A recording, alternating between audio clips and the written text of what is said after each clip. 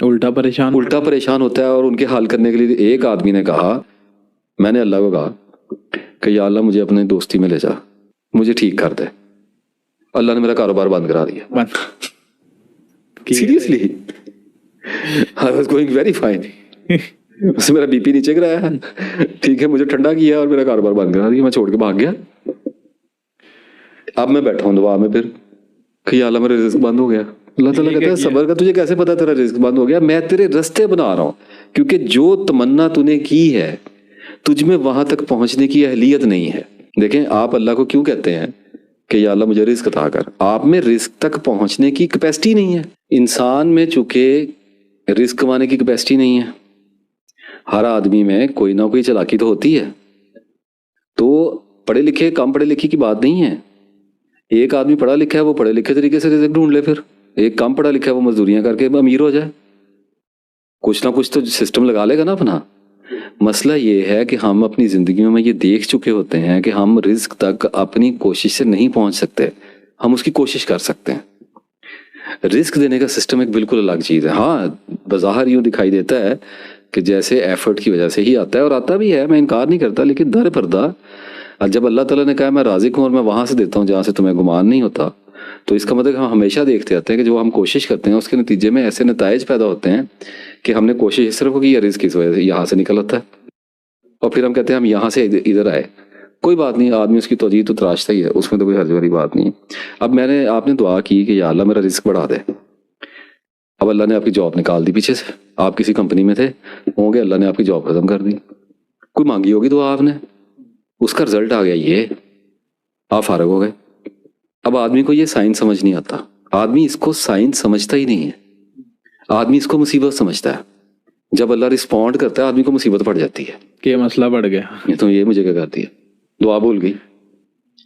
بے پناہ علم کے ساتھ ایک روشن آنکھ چاہیے, تب اللہ سے بات کرنی آتی ہے. اب میں نے مانگی دعا تو اللہ کیا کرے گا, میری زندگی میں بھونچال کھڑا کر دے گا. اس کی وجہ پتہ کیا ہے, وہ کیوں ایسے کر رہا ہے؟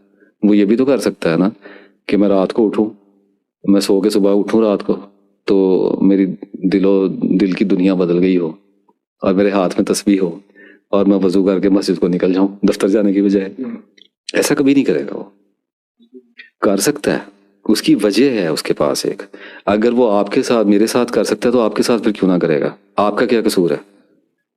تو پھر ہر بندہ دعا مانگے گا اور اسپرچویلٹی کی طرف جائے گا اور سیٹل ہو کے بیٹھ جائے گا, کیونکہ بندے تو سارے اسی کے ہیں. بندے سارے اسی کے ہیں. بندوں کو کس کا دل کرتا ہے جا کے کمائیاں کرے, کس کا دھندے کو پیٹنے کو کس کا دل کرتا ہے. تو اب میں نے کی دعا تو اللہ یہ کرے گا, میری زندگی میں بھونچال کھڑا کرے گا, ایک طوفان آئے گا میری زندگی میں. وہ طوفان اس لیے آیا ہے کہ جو دعا میں نے مانگی ہے وہ میری نیت میں ہے. اب مجھے دیکھیں, جب کہا گیا انما الاعمال بالنیات, نیتوں پر اعمال کا دار و مدار ہے, تو اس کا مطلب یہ نہیں ہے کہ آپ نیتوں سے سب کچھ کر لیں گے. اعمال کا دار و مدار نیتوں پر ہے, مقدر کا نہیں ہے. آپ کے ایکشنز آپ کی نیت سے آتے ہیں, جو آپ سوچ رہے ہیں وہی آپ کا ایکشن میں ڈال رہا ہے. یہاں تک ہم کلیئر ہیں, لیکن آپ کے مقدر میں کیا ہے یہ اللہ کو پتہ ہے. آپ کی نیت آپ کے عمل میں ڈلتی ہے, اور آپ کے عمل سے آپ کی تقدیر پیدا ہوتی ہے. ٹھیک ہے, تو یہ نیت, تدبیر اور تقدیر پہ ابھی تو ویڈیو کر کے ہٹنے ہیں. جی بالکل. اچھا, اب میں نے دعا جب مانگی ہے نا تو وہ میری تمناؤں میں ہے, اس کا مطلب میری نیات میں ہے, لیکن میرے ایکشنز اتنے ویک ہیں کیونکہ میرے پاس نالج کم ہے. میں کبھی چلے کروں گا, کبھی مراقبے کروں گا, کبھی میں کسی بابے کے پیچھے لگوں گا, کبھی کسی کے پیچھے, کبھی کسی نجومی کے پاس جاؤں گا, کبھی کچھ, کبھی آنکھیں بند کر کے عجیب حرکتیں کروں گا.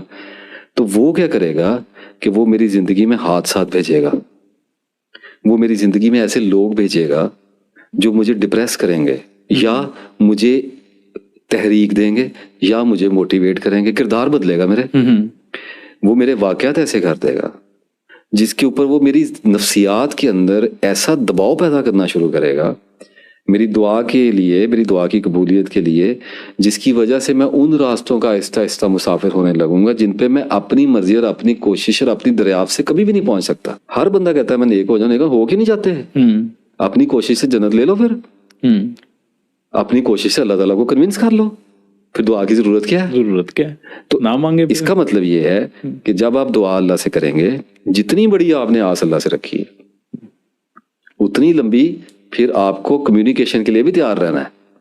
اور جب اللہ بولتا ہے تو وہ پھر اللہ ہے، وہ بندے اللہ کی ہے. مرضی سے نہیں بولتا، وہ کام کے اوپر پوری قدرت رکھتا ہے، پھر وہ آپ سے وہ کام کرواتا ہے. ایک وقت آیا آپ ایموشنل ہوئے اور آپ نے سیریس ہو کے مانگی دعا کہ یا اللہ بس مجھے دنیا سے کچھ نہیں چاہیے، میں فارغ ہو گیا. اللہ نے کہا یار ایموشنل ہو گیا ہے، چھڈو پرے، ٹال دو. وہ اگلے دن بندہ پھر آ گیا، اگلے دن پھر آ گیا، وہ 2 سال اسی تڑپ میں لگا ہوا.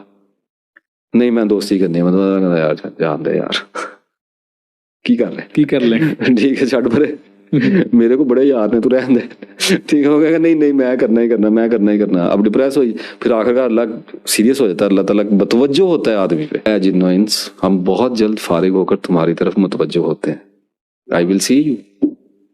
جسے کہتے ہیں نا کہ جیسے میں اپنے کسی سبارڈینیٹ کو، اپنے کسی ماتحت کو جو مسلسل شرارتیں اور سرکشی کر رہا ہے، میں کسی کام میں بزی ہوں پروجیکٹ میں، تو میں اسے کہوں گا کہ میں ذرا اس سے فارغ ہو کر تمہیں نپٹتا ہوں، میں بھی تمہیں دیکھتا ہوں.